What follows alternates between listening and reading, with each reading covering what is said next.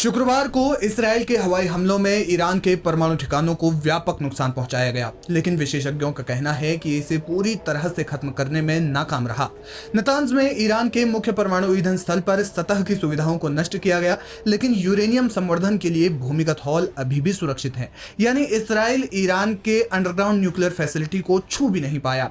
Israel के लिए अगला कदम इस्फहान और फोर्डो जैसे अन्य स्थलों पर हमला करके इनके नतीजों पर निर्भर करेगा, जो ईरान के परमाणु कार्यक्रम का अहम हिस्सा है। इन हमलों में 9 प्रमुख वैज्ञानिकों को मार डाला गया, जो ईरान के परमाणु कार्यक्रम से जुड़े थे, और ये वैज्ञानिक ईरान के लिए बेहद जरूरी थे। लेकिन दावा किया जा रहा है कि ईरान के अंडरग्राउंड न्यूक्लियर साइट को कोई नुकसान नहीं पहुंचा है। कहा जा रहा है कि इसराइल ईरान के परमाणु ठिकानों को पूरी तरह से तबाह करने में असफल रहा। नतांज परमाणु संयंत्र ईरान के परमाणु कार्यक्रम का अहम केंद्र है और ये गहरे भूमिगत बंकरों में बनाया गया है, जो हवाई हमलों से बचने के लिए डिजाइन किए गए हैं। रॉयटर्स के अनुसार नतांज की प्रमुख सुविधाएं पहाड़ों के नीचे 30 मीटर से ज्यादा गहराई में है, जिसे पारंपरिक बमों से इन्हें नष्ट नहीं किया जा सकता। इसराइल ने कथित तौर पर बंकर बस्टर बमों का उपयोग किया, लेकिन कुछ विश्लेषकों का मानना है कि इन बमों की क्षमता सीमित थी और ईरान ने अपनी महत्वपूर्ण मशीनरी को पहले से ही स्थानांतरित यानी ट्रांसफर कर लिया था और इसे सुरक्षित कर लिया गया था। ईरान ने दावा किया कि उसके परमाणु ठिकानों को कम से कम नुकसान हुआ और उसका परमाणु कार्यक्रम आगे बिना किसी बाधा के जारी रहेगा। हालांकि जानकार ये भी मानते हैं कि ईरान को नुकसान नहीं हुआ, ये कहना गलत होगा। Aim right, achieve big at KR Mangalam University. We provide you the platform to turn your dreams into reality at KR Mangalam University.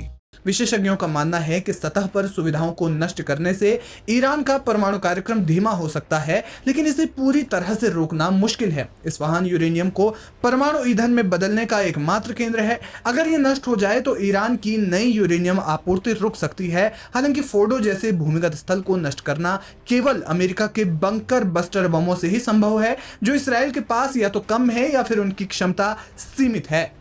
इस मामले में अंतर्राष्ट्रीय परमाणु ऊर्जा एजेंसी ने भी बयान जारी किया है। एजेंसी के प्रमुख राफेल ग्रोसी ने कहा कि इसराइल ने नतांज में जो हमला किया उसमें बिजली का बुनियादी ढांचा नष्ट हो गया और कैस्केड हॉल में बिजली की कमी से वहां सेंट्रीफ्यूज क्षतिग्रस्त हो सकते हैं। लेकिन उन्होंने कहा कि नतांज के बाहर रेडियो एक्टिविटी का स्तर सामान्य बना हुआ है, यानी रेडिएशन लीक नहीं हुआ है, जो एक प्रमाण है कि इसराइल के हमले में ईरान के परमाणु केंद्रों को कोई बड़ा नुकसान नहीं हुआ है। यानी कि जो सेंटर्स उनके जमीन से ऊपर थे, जहां पर काम जो हो रहा था, उनको ही नुकसान पहुंचाया गया, लेकिन जो अंडरग्राउंड न्यूक्लियर फैसिलिटीज है, जहां पर वास्तव में इसका काम बहुत तेजी से चल रहा है, उन्हें नुकसान नहीं पहुंचाया गया। जानकार मानते हैं कि नेतन्याहू के लिए चिंता की बात यह है कि इजरायली सैन्य अभियान को आगे बढ़ाने से ईरान की परमाणु गतिविधियां और ज्यादा भूमिगत यानी अंडरग्राउंड हो सकती है, जिससे संयुक्त राष्ट्र के निरीक्षकों तक पहुंच समाप्त हो सकती है और संभावित रूप से तेहरान का परमाणु शक्ति बनने का संकल्प और भी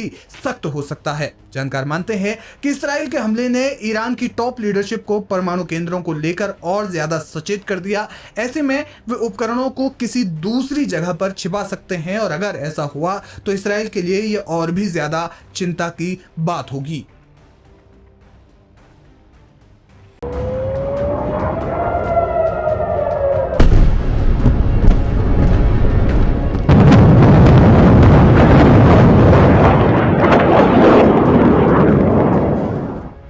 इजराइल का मल्टीलेयर एयर डिफेंस सिस्टम, जिसमें आयरन डोम, डेविड स्लिंग और एरो जैसे उन्नत तंत्र शामिल हैं, लंबे समय से दुनिया के सबसे अभेद्य रक्षा कवचों या एयर डिफेंस सिस्टम में से एक माने जाते रहे हैं।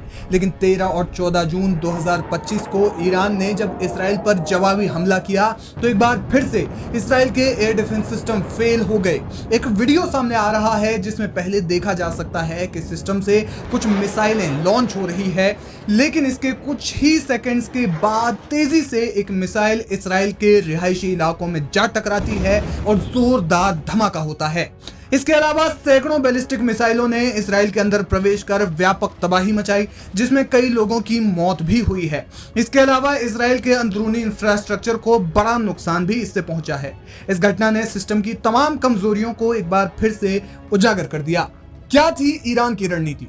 ईरान ने सैचुरेशन अटैक की रणनीति अपनाई, जिसमें सबसे पहले सस्ते ड्रोन्स जैसे शाहिद 136 और शाहिद 238 की एक लहर भेजी गई, जिसने इसराइल के रडार और इंटरसेप्टर्स को व्यस्त रखा। इसके बाद हाइपरसोनिक और बैलिस्टिक मिसाइलों की दूसरी लहर दागी गई। ये रणनीति आयरन डोम और डेविड स्लिंग जैसे सिस्टम को नाकाम करने के लिए डिजाइन की गई थी, क्योंकि इनकी एक साथ कई लक्ष्यों को नष्ट करने की क्षमता सीमित होती है।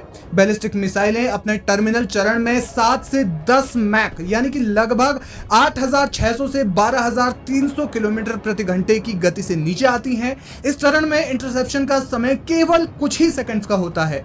कुछ मीडिया रिपोर्ट्स के मुताबिक ईरान की कुछ मिसाइलों ने इसराइल के रक्षा मुख्यालय को निशाना बनाया, जो इसराइल के लिए गंभीर चिंता का विषय है।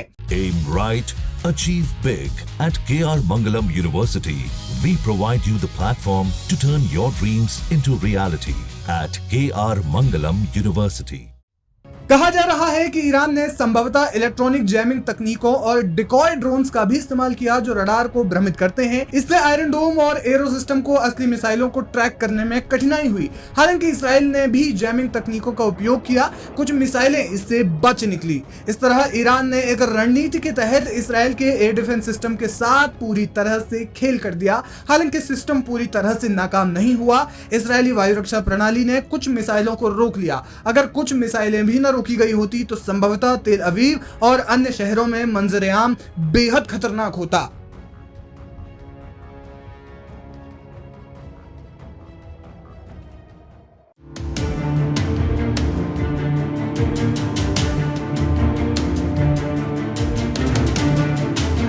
नमस्कार, आप देख रहे हैं लाइव हिंदुस्तान। मिडिल ईस्ट में इजराइल और ईरान के बीच तनाव अपने चरम पर जाता हुआ नजर आ रहा है। 13 जून 2025 को जहां इजराइल ने ईरान के परमाणु संयंत्रों और साथ ही कई सैन्य ठिकानों पर हमला किया, जिसमें ईरान के टॉप कमांडर और कई वैज्ञानिक मारे गए, तो वहीं इसके जवाब में ईरान ने बीती रात इजराइल की राजधानी तेल अवीव सहित कई अन्य शहरों को बुरी तरह दहला दिया। इस दौरान बताया जा रहा है कि ईरान ने कई ड्रोन और साथ ही 200 से ज्यादा बैलिस्टिक मिसाइलों से हमला किया। इसकी तस्वीरें अब सोशल मीडिया पर खूब वायरल हो रही हैं। एक तरफ अमेरिका जहां इजराइल के समर्थन में खुलकर खड़ा हो गया है, तो वहीं अब दुनिया की दूसरी बड़ी शक्तियां भी अपनी अपनी पोजीशन लेती हुई नजर आ रही हैं। इनमें 2 शक्तियां यानी चीन और रूस अब ईरान के पक्ष में जाते नजर आ रहे हैं। आपको सबसे पहले बताते हैं कि ईरान के दोस्त चीन ने इस हमले को लेकर क्या कहा है। चीन ने इस हमले को लेकर साफ तौर पे नाराजगी जताई है और इजराइल के हमलों की निंदा करते हुए कहा कि ये ईरान की संप्रभुता, सुरक्षा और क्षेत्रीय अखंडता का उल्लंघन है और इजराइल को अपना ये अभियान तुरंत रोक देना चाहिए।